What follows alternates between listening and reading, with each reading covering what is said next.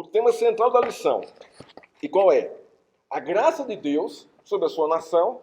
Nós vamos também observar a disciplina e também a disciplina do Deus fiel. Qual é a nossa intenção aqui, irmãos? Qual é o nosso objetivo? Não é? O nosso objetivo aqui é que você entenda que Deus é fiel à sua aliança. Esse é o primeiro ponto. Segundo ponto, que mudanças certamente ocorrerão na sua vida, com lutas e sofrimentos, mas o Senhor não muda. Nele, nós devemos confiar, por meio de Cristo, em quem nós temos a nossa esperança de salvação. Então, qual o objetivo que nós vamos tratar aqui?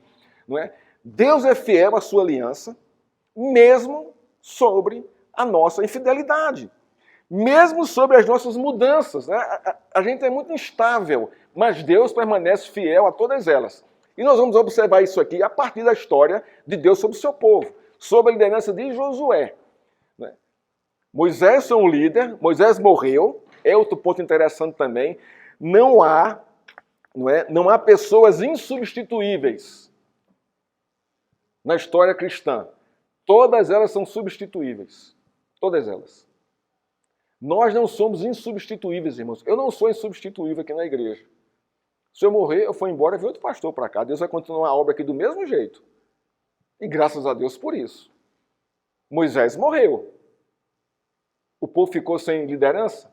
O povo ficou sem a palavra de Deus? Não. Deus levantou quem? Josué. Então, irmãos, é bom a gente observar isso aqui. Os apóstolos morreram. Todos eles morreram.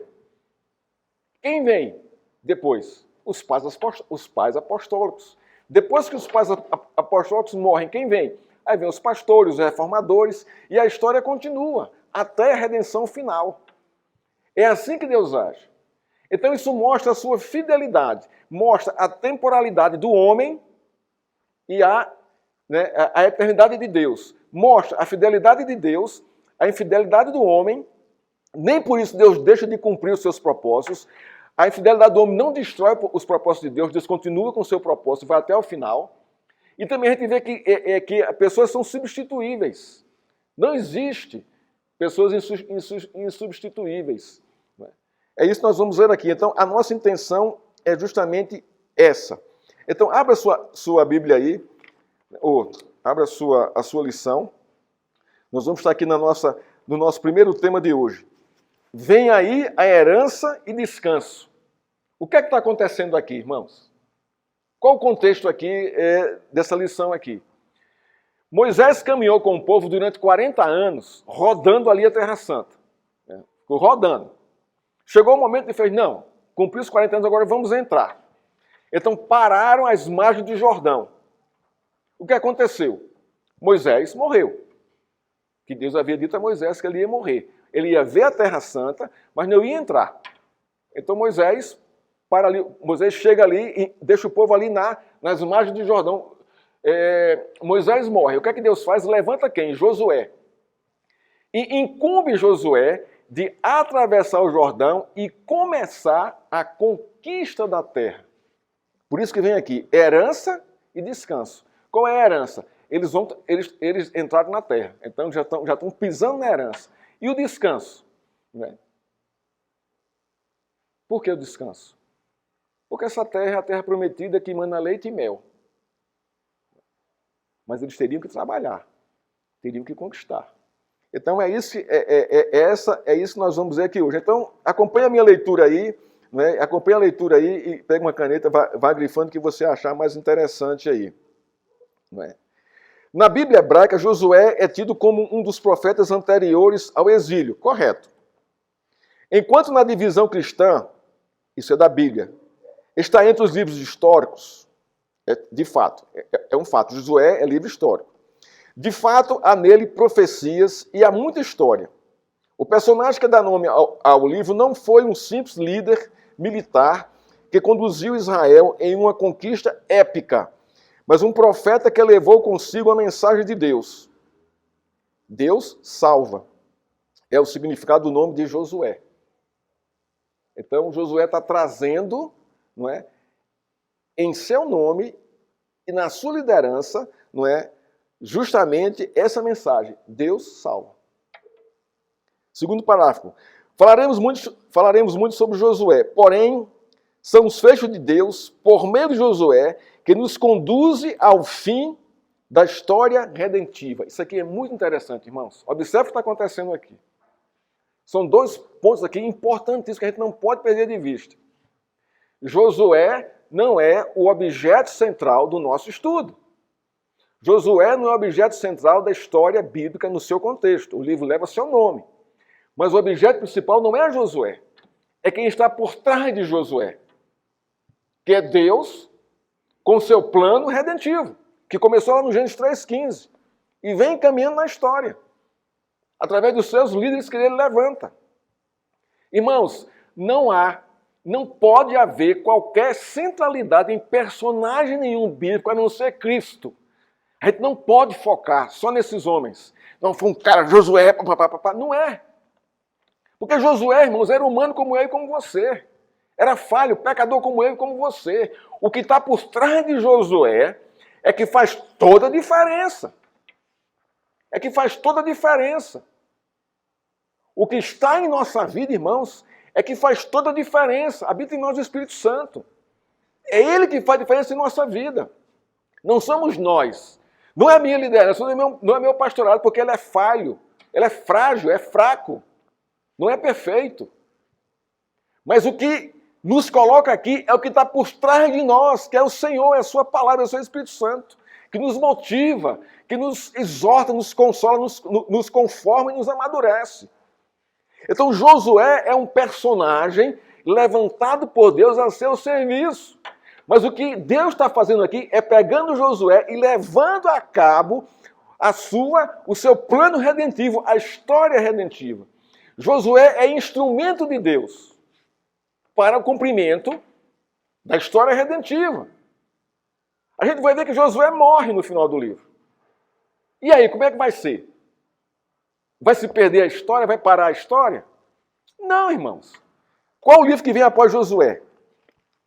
Alguém sabe? Muito bem. O que é que Deus vai fazer? Vai levantar quem? Os juízes, porque as nações já estavam estabelecidas em suas localidades geográficas. Obrigado, Sandro. E Deus vai levantar os juízes para levar a cabo o seu plano redentivo. Então, é isso que nós devemos levar aqui em consideração. Não é? São os feitos de Deus, por meio de Josué, olha só, que nos conduzem ao fim da história redentiva, que está em Jesus Cristo. De fato, em hebraico, está na sua revista, Josué e Jesus se escrevem da mesma forma. E Josué é um dos tipos de Cristo, correto. Ele representa Cristo, é um dos tipos de Cristo. Mas claro e óbvio do Antigo Testamento, né?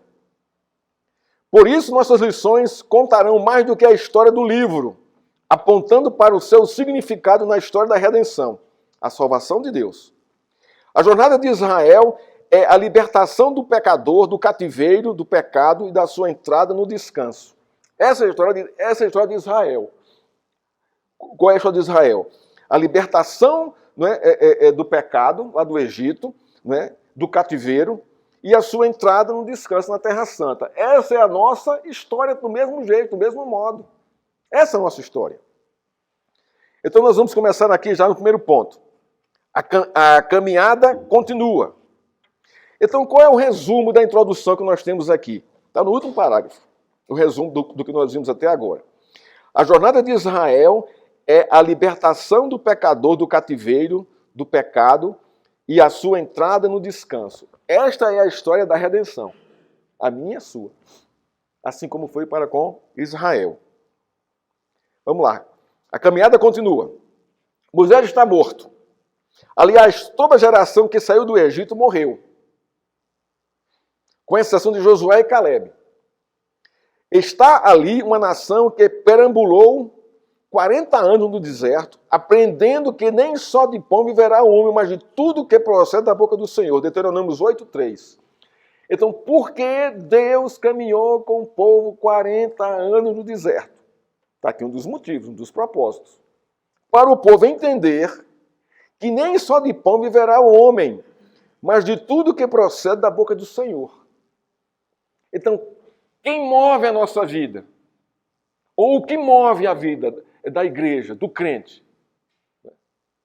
A palavra que procede da boca do Senhor. Onde é que está isso, irmãos, repetido no Novo Testamento? Muito bem, no diálogo de Jesus com o Satanás. Nem só de pão viverá o homem, mas de toda palavra que procede da boca do Senhor. Irmãos, esse é o fundamento do cristianismo, da história da redenção. Se a gente não se alimenta da palavra do Senhor, a gente está fadado a ficar pelo caminho, no meio do caminho. Há uma troca de liderança e os momentos serão tensos, de batalha sangrentas e avanços no cumprimento da promessa de Deus quanto à posse daquela terra. Observe isso aqui. Deus deu a terra, não deu? Mas quem ia conquistar a terra?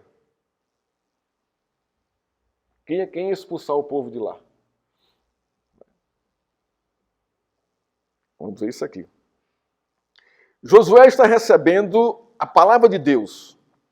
O fato é central, pois é central para ele e para Israel. O Senhor continua sua obra. Na história da redenção, que é a história da aliança, há um aspecto de continuidade e sucessão. Há um fator permanente e um fator transitório. Isso aqui é interessante. Qual é o fator permanente? Deus é permanente. Qual é o fator transitório? Os líderes são transitórios. Adão, Noé, Abraão, Isaac, Jacó. Todos esses já haviam morrido. Abra sua Bíblia aí em Josué e vamos ler dos versos 1 a 9. Eu lerei e vocês acompanharão a minha leitura. Observe o que está acontecendo aqui. Depois que Moisés, servo do Senhor, morreu, o Senhor falou a Josué, filho de Num, auxiliar de Moisés, dizendo: Moisés, meu servo, está morto. Prepare-se agora e passe esse Jordão, você e todo este povo, e entre na terra que eu vou dar aos filhos de Israel. Então, qual é a ordem aqui para Josué? Entre com o povo na terra, porque eu vou dar, eu vou fazer isso. Não é você não, Josué. Verso 3. Todo lugar em que puserem a planta do pé, eu darei a vocês, como prometi a Moisés. Muita gente pega isso aqui e acha e aplica de uma forma totalmente errada, né, a vida cristã hoje. Né? Onde pisar a planta do meu pé é meu, não sei o quê. Isso é uma heresia, mas isso é uma aplicação errada do texto. Isso aqui é um livro histórico. Isso aqui aconteceu porque o povo entrou na terra, pisou na terra, na promessa. O território de vocês irá desde o deserto e o Líbano até o grande rio, o rio Eufrates, estendendo-se através de toda a terra dos heteus até o mar grande, na direção do poente do sol. Ninguém poderá resistir a você todos os dias da sua vida. Olha só que promessa aqui. Mas por que ninguém iria resistir a Josué nesse processo? Porque Deus estava por trás fazendo todas as coisas. Ele vai dizer aqui na frase seguinte: assim como estive com Moisés, estarei com você. Não o deixarei, nem o abandonarei. Seja forte e corajoso, porque você fará este povo herdar a terra que sob juramento prometi dar aos pais deles. Tão somente seja forte e muito corajoso, para que você tenha o cuidado de fazer segundo toda a lei que o meu servo Moisés lhes ordenou. Agora veja só aqui, irmãos, o que é interessante aqui. A gente pega esse verso aqui, né, o verso 6 aqui, não é, e faz uma aplicação totalmente errada dele. Né? Seja forte e corajoso, porque você fará esse povo herdar a terra que e o 7 também. Então somente seja forte e muito corajoso, para que você tenha cuidado de fazer, seja muito forte e corajoso. Então, as pessoas pegam isso aqui e acham que não aplicam esse texto aqui sem entender o contexto, e o que está atrelado a ser forte e corajoso. Olha o que está no verso 7 aqui. Então, somente seja forte e muito corajoso, para que você tenha cuidado de fazer segundo toda a lei que o meu servo Moisés lhe ordenou. Então, toda a coragem de Josué e toda a força que ele vai ter é para quê? Para ensinar o povo a andar na lei do Senhor. Esse aqui é o ponto, não é outro. Não é outro, irmãos. Não se desvie dela, de que? Da lei. Nem para a direita, nem para a esquerda. Para que seja bem sucedido. Por onde quer que você andar. O que a gente acabou de ler lá em Deuteronômio hoje, 28. Ali verso 1 e 2. Mesma coisa aqui, repetida aqui para Josué. Mesma coisa. Não cesse de falar desse livro, do livro da lei. Pelo contrário, medite nele dia e noite, para que você tenha o cuidado de fazer segundo tudo que nele está escrito. Então você prosperará e será bem sucedido. Então, quando Deus chama Josué, irmãos, é para esse papel aqui. É esse papel aqui. O mesmo papel de Moisés, ensinar a lei ao povo. Quer dizer, absorver, entender a lei, viver pela lei e ensinar a lei ao povo. O que é a lei? Os princípios de Deus, a sua palavra. Então tem que ser forte e corajoso para isso. A sua coragem é para isso. A sua força é para isso. Para aplicar nesse contexto a você mesmo e ao povo. Mas de que forma? Ensine. Mostre ao povo por onde deve se caminhar, por onde deve se andar. De que forma?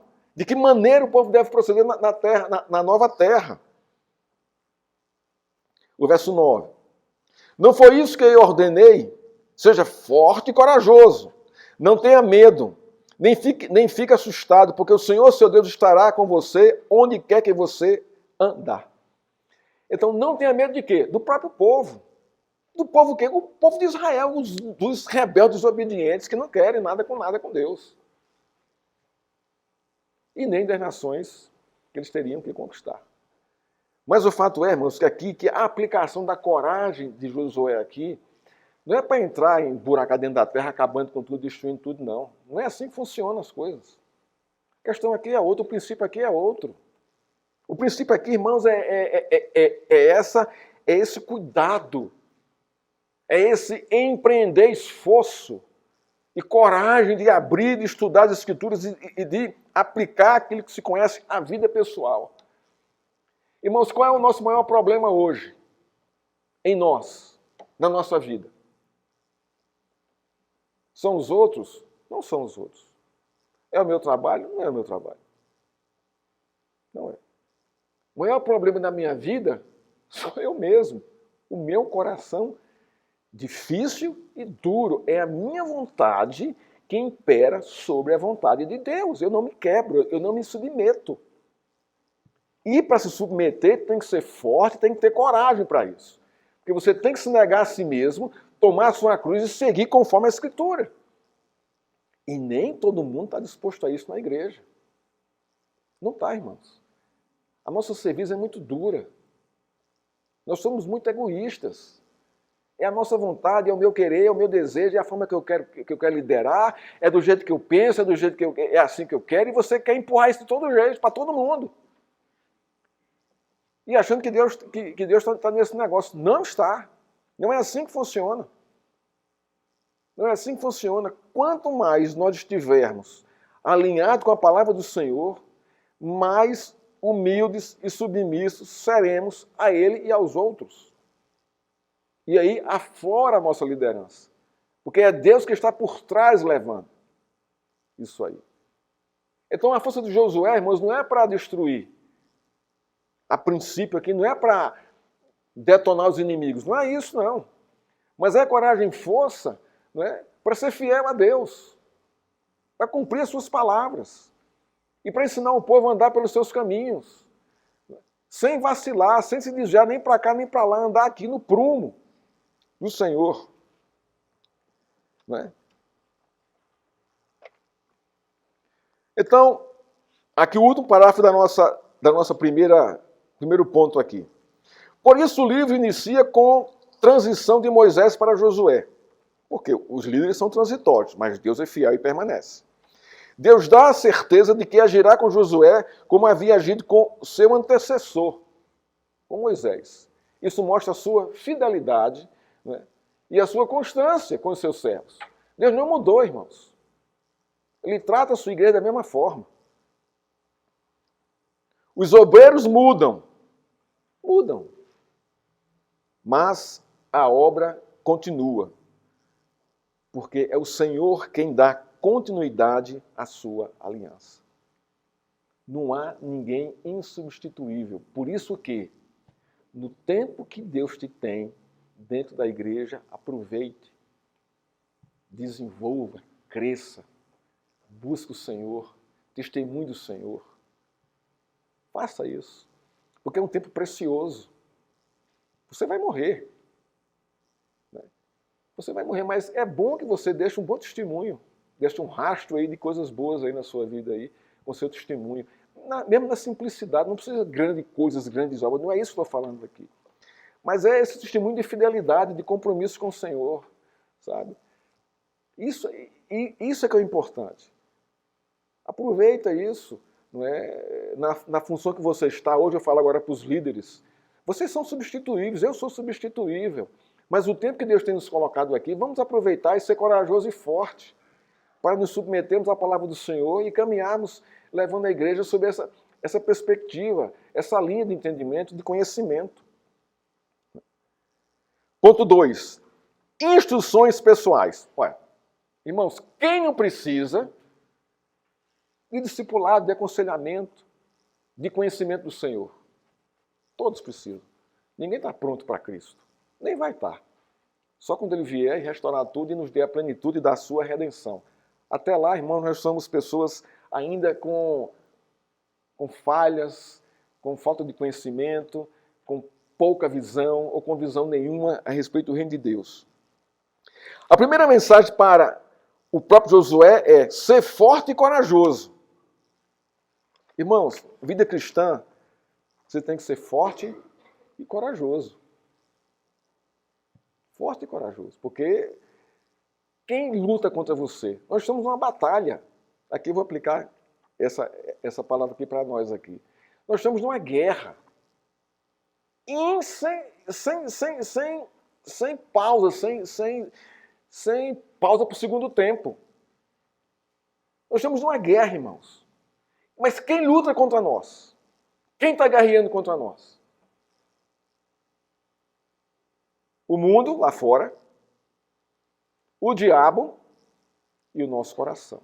São os nossos 3 inimigos que estão sem descanso nos atormentando, guerreando contra nós todo o tempo. Todo o tempo, irmãos. É uma luta. A vida cristã é uma batalha. E a palavra para Josué foi ser forte e corajoso. Mergulha na Escritura para poder combater isso aí. Paulo fala lá em Efésios 6 sobre a armadura do Senhor. Está lá. Capacete, espada, né, colete, cinto, sandálias, né? E a espada do Espírito, né, que é a única arma que tem, né, que a gente tem é a palavra de Deus, contra tudo isso. Então ele diz para Josué, ser forte e corajoso. Parece um conselho óbvio. Claro que é. Preciso coragem para enfrentar exércitos inimigos, pontos para defenderem suas terras. O detalhe, porém, é que o Senhor ordena a Josué que seja forte e corajoso, para teres o cuidado de fazer segundo toda a lei que meu servo Moisés te ordenou. Olha só, a coragem e a força dele é para isso. Os inimigos não serão nada diante de Deus, que fechou o mar sobre Faraó e seus soldados, sustentou toda a nação com maná e lhe deu água em terra seca. Os povos daquelas terras não representavam perigo algum para o povo de Deus, mas nas mãos do Senhor. Então os inimigos não são perigo. Qual é o perigo aqui? Qual o maior perigo aqui? Se desviar da palavra de Deus, dos seus caminhos. Né? O que Israel e Josué deveriam ter aprendido é que não se duvida de Deus Ele falou, confie, ele apontou, siga, e ele ordenou, faça. O temor não deveria tomar o coração de Josué e de todo o povo diante dos desafios por vir. Eles conheciam o resultado, né, de não confiar no Senhor. Tinham vivido 38 anos a mais no deserto por causa disso. Então Deus diz aqui, confie, siga e faça a Josué, conforme o que está na minha lei. Então Deus confirmou sua aliança com Josué, dando continuidade ao que iniciara com Moisés. Não. Moisés morreu, então Deus continua a sua aliança com Moisés no seu projeto redentivo. A infidelidade de Israel não desviou o Senhor do seu propósito redentivo. 38 anos no deserto. Mas não desviou Deus do seu propósito. Eu vou levar esse povo conforme a minha promessa. Ele cumprirá cada uma de suas promessas. Como cumpriu para o povo naquela época, irá cumprir para a igreja hoje. Todas elas, irmãos, sem exceção. Sem exceção. O que cabe a nós? Confiar, acreditar no Senhor. Acreditar no Senhor, nos seus propósitos. A grande questão, irmãos, é que a gente vai tratar disso hoje à noite aqui, na nossa pregação. É que a gente não está muito preocupado em conhecer quais são os propósitos de Deus e a sua vontade para a nossa vida. A gente não está muito afim disso. A gente quer que os propósitos de Deus se adequem aos meus propósitos, aos meus sonhos, aos meus projetos. Então eu quero encaixar Deus aqui, e não o inverso. E o que está acontecendo aqui é justamente o inverso. Não são mais os meus propósitos, os meus sonhos e os meus projetos, mas é a vontade de Deus sobre os meus propósitos, os meus planos e os meus projetos.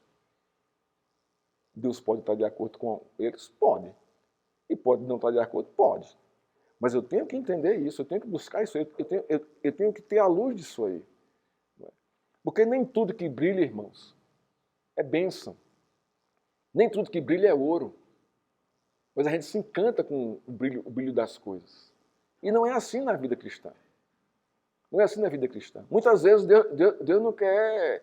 Deus vai nos colocar por um caminho árduo, um caminho pesado, né, pelo vale da sombra da morte. Porque esse é o seu propósito, essa é a sua vontade. E não adianta você se remexer e estribuchar nesse caminho. Você vai ter que passar por ele. De uma forma ou de outra. Ou passa submisso, dando graças a Deus por tudo, ou passa sendo arrastado por Deus. Né? E reclamando e murmurando o tempo todo.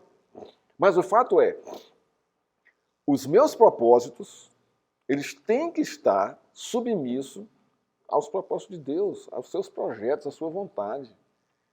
Agora, qual é a vontade de Deus, irmãos? Para a minha vida, para a sua vida. Qual é a vontade de Deus?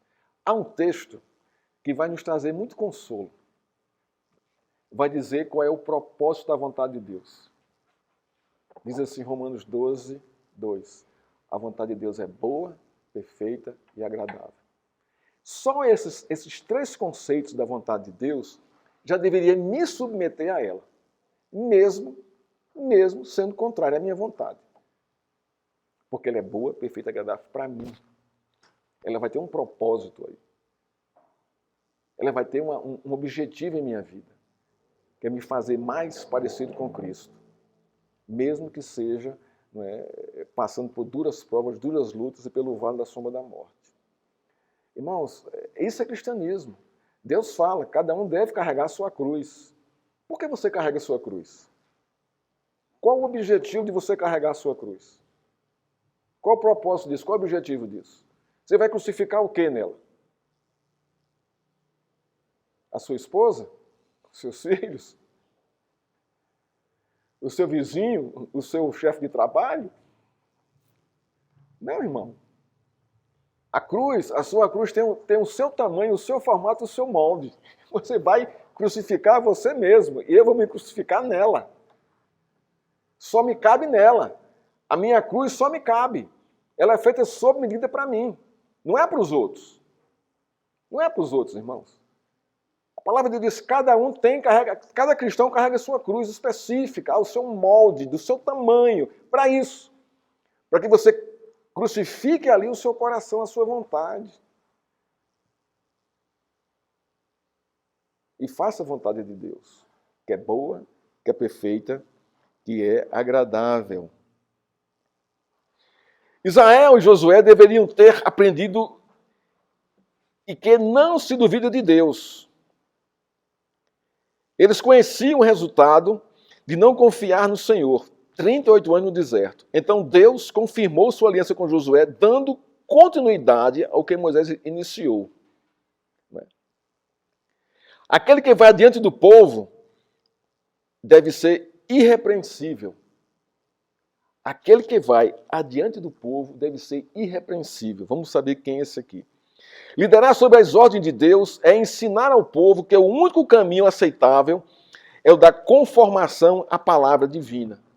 Isso é liderar o povo de Deus. O que é que o líder vai dizer? Que o único caminho aceitável é o caminho conforme a palavra de Deus. É o nosso ensino, a nossa pregação. Qual é o meu papel aqui? É ensinar filosofia? É ensinar antropologia? É ensinar sociologia? É ensinar psicologia? Ou fazer um sermão psicológico, sociológico, antropológico? Não, irmãos. Isso não funciona. Isso não é evangelho, isso não é pregação, isso não é ensino. O meu papel aqui é justamente esse. Conformar, não é?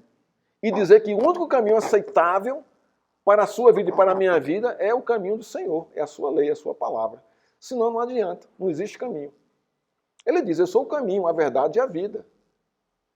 E só quem lhe conduz ao Pai sou eu, por esse caminho, por essa verdade e por essa vida.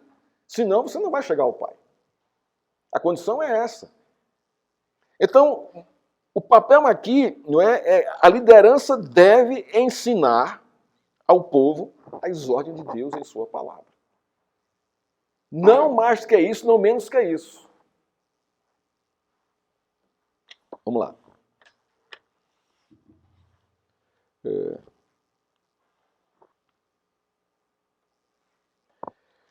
Bem sabemos que nenhum ser humano pode, na presente realidade caída, ser perfeitamente fiel ao Senhor. É correto. Por isso, a exigência divina aponta para Cristo, o homem perfeito que perfeitamente submeteu-se ao Senhor. Por isso que ele desafiou os seus oponentes perguntando.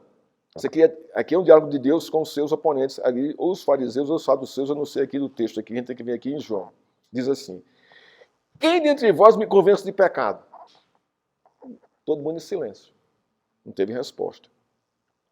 Ciente da sua perfeita obediência, ele diz assim, não procuro a minha própria vontade, e sim daquele que me enviou. Ora, se Cristo não procurava a vontade dele, mas daquele que ele enviou, imagine nós. É isso que Josué deveria fazer. Procurar a vontade de Deus na sua palavra ao Senhor. Ponto 3 aqui. A gente vai parar aqui, a gente continua na próxima aula, tem mais 2 pontos aqui. Vocês lêem em casa, né? Vai ser bom para a gente discutir aqui na próxima aula. Fadiga e descanso.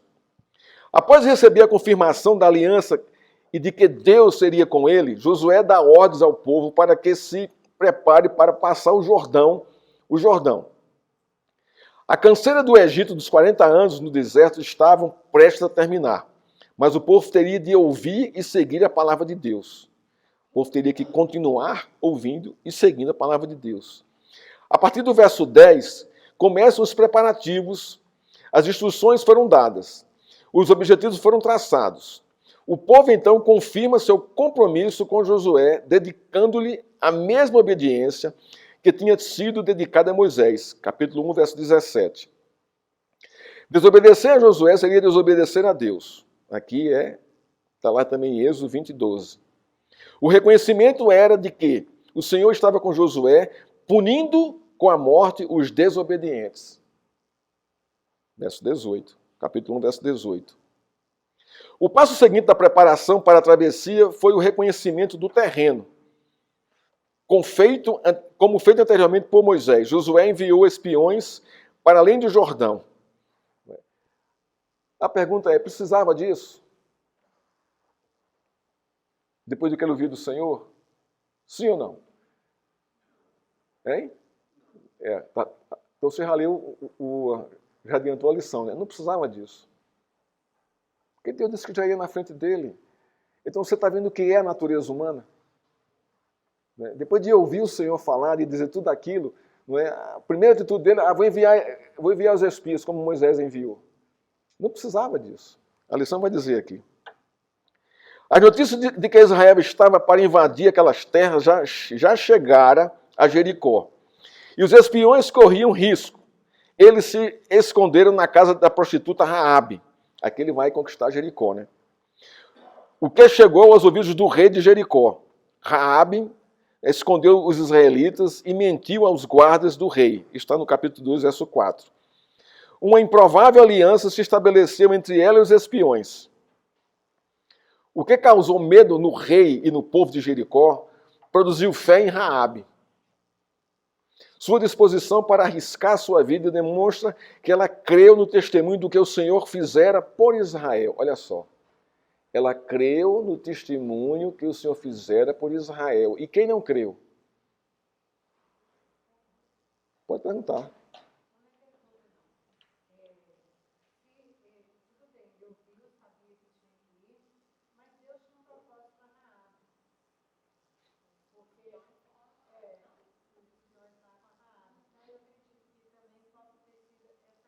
Eu não falei sobre isso. Eu não falei sobre isso. A lição vai falar sobre isso aqui. Eu falei o seguinte: precisava, né, de espiões para espiar Jericó? Não. Se você disse que isso aconteceu, então você também está limitando o poder de Deus em trazer Raabe ali ao seu povo. Deus é soberano, gente. O que eu estou querendo colocar aqui é o seguinte, né? A promessa de Deus, né? E como o homem, na sua instabilidade, na sua pouca fé, vai fazer, ele vai agir.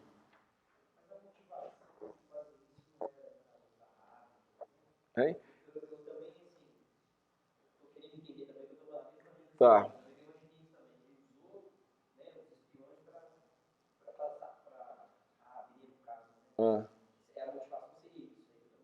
Não.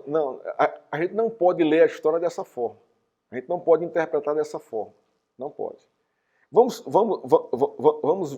ver aqui que a gente vai entender o que está acontecendo aqui. Veja só. O que causou medo no rei e no povo de Jericó produziu fé em Raabe. O que produziu fé em Raabe? O testemunho de Israel. Durante o quê? A sua caminhada e durante a travessia no Jordão a pés enxuto. Ela tomou conhecimento disso. Isso produziu fé em seu coração. Tendo os espias ou não, isso pouco adiantar. Porque já tinha fé no coração dela que dada por Deus para isso. É isso que a gente deve entender. É quem motiva o coração de Raabe não são os espias. Não são os espias, irmãos. Tendo espia ou não, né, o coração dela Deus já tinha colocado a predisposição para ter fé nele. Pelos feitos que ele fez. Então Deus já estava de olho em Raabe. Muito antes dos espias, quer dizer. A questão aqui é essa. A gente deve observar o contexto sob a perspectiva de Deus dessa forma. Né? Como está aqui na lição. Sua disposição para arriscar a sua vida demonstra que ela creu no testemunho que o Senhor fizera por Israel. Então ela já creu antes. Então, quando os espias chegaram lá, elas já sabiam que eram homens de Israel. E por ela crer no Senhor, ela vai e guarda esses homens. Mas não foram os homens que produziram fé no coração dela para poder. Não fez nada disso. Os espias eram espias. Né?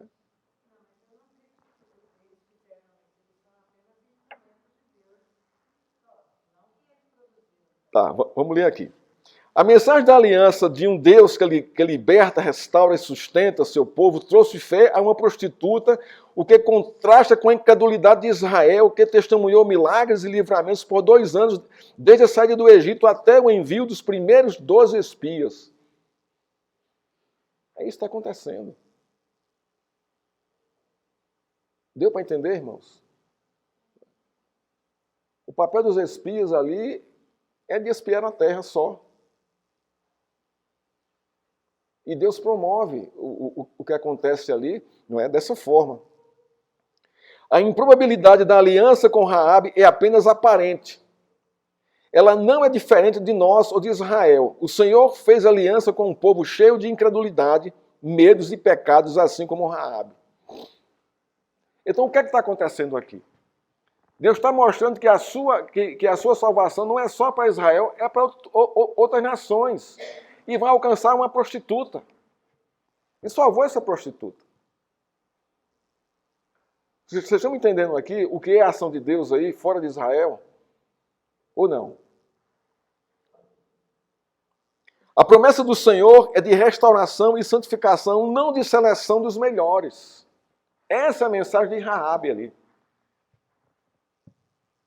A eleição do Senhor não é dos melhores. Deus não está olhando para isso. É quem Ele quer eleger. Sua graça e misericórdia. E Raabe representa isso. Assim como Deus elegeu Israel, né? Israel se achava a dona do pedaço, não, agora elegeu Raabe, uma prostituta. E aí? Isso mostra, irmãos, a sua graça e misericórdia diante dos olhos dos homens. Mas é Ele que faz isso. É esse o fator que faz com que se confie na graça e sustento divinos, em vez das próprias condições.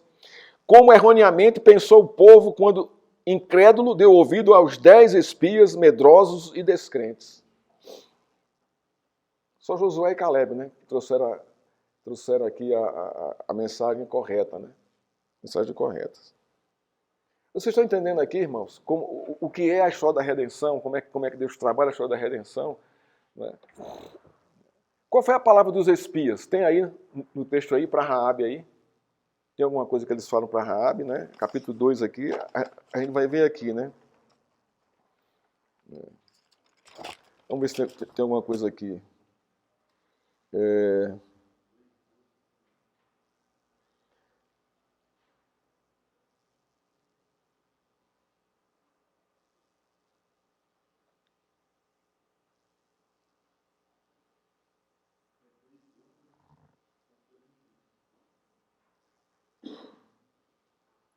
E eles foram, só tem aqui, olha só o que acontece aqui no texto aqui. Da localidade de Sitim, Josué, filho de Num, enviou secretamente dois espias dizendo: vão e observem a terra, a cidade de Jericó. Essa era a missão deles. Eles foram e entraram na casa de uma mulher prostituta, cujo nome era Raabe, e pousaram ali. Então a seguinte notícia chegou aos ouvidos do rei de Jericó: eis que esta noite vieram aqui uns homens, 2 filhos de Israel, para espiar a terra. Por isso o rei de Jericó mandou dizer a Raabe: traga para fora esses homens que vieram a você e que estão aí em sua casa, porque vieram espiar a terra. Mas a mulher que havia escondido os 2 homens respondeu: é verdade que os homens vieram a mim, mas eu não sabia de onde eram. Quando o portão da cidade ia ser fechado, sendo já escuro, eles saíram. Não sei para onde foram. Se foram depressa para atrás, se forem depressa para atrás deles, ainda os alcançarão. Ela, porém, os tinha levado para o terraço da casa e os havia escondido entre as canas de linho que havia colocado em ordem no terraço.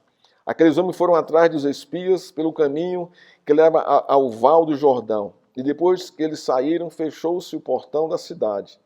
Antes que os espias se deitassem, Raabe foi aonde eles estavam no terraço e lhes disse: bem sei que o Senhor Deus, olha só aqui o testemunho dela. Bem sei que o Senhor Deus deu esta terra a vocês, e que, por favor, que vocês estão causando, e o pavor que vocês estão causando sobre nós. E todos os moradores da terra estão se derretendo de medo. Porque ouvimos que o Senhor secou as águas do Mar Vermelho diante de vocês, quando saíram do Egito. Quem está dizendo isso? Raabe está testemunhando para eles, os espias, está evangelizando os espias. Também ouvimos que o Senhor fez com os 2 reis dos amorreus, Seom e Og, que estavam do outro lado do Jordão, os quais vocês destruíram.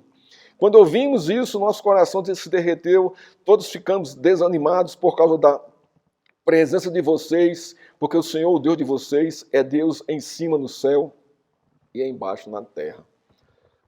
Olha o testemunho dessa mulher, evangelizando os espias. Aqui é o inverso. Quem colocou isso no coração dessa mulher? Não foram os espias, irmãos. Foi Deus. E agora, jurem pelo Senhor que assim como usei de misericórdia para com vocês, vocês também usarão de misericórdia para com a casa de meu pai e que me darão um sinal certo. Aí ela faz uma aliança com eles. Não me destruam, não me matem. A questão aqui é essa. Deu para entender aqui o papel dos espias aqui na história? Não. Não é? E aí? Como? O testemunho foi dela para os espias, não o inverso. Isso é Deus agindo, irmãos, na história da redenção, né, do seu povo. Raabe fazia parte do seu povo. Era uma eleita de Deus ali em Jericó. Isso é tremendo para mim e para você. Era uma prostituta. Deus não faz acepção de pessoas. Não faz, irmãos. Ele elege o que ele quer, a hora que ele quer, como ele quer. Não foram os espias que foram lá evangelizar essa mulher e dizer, olha, Não, ela já sabia de muita coisa. Do conhecimento de Deus já. Chegou aos ouvidos dela. Como chegou, a gente não sabe. Mas o fato é que ela tinha conhecimento de quem era Deus e sabia que Deus que aquela terra era deles. Ela tinha essa convicção. Na próxima semana a gente termina aqui o nosso terceiro e o nosso quarto ponto aqui. Vamos orar ao Senhor. Ó Deus, obrigado pela Tua palavra. Obrigado, Senhor, pela Tua bondade e misericórdia sobre nós. E obrigado como o Senhor conduz a Tua história da redenção. O Senhor nos surpreende sempre, Senhor, com a Tua graça, com a Tua misericórdia e com o Teu juízo. Que assim seja, Senhor.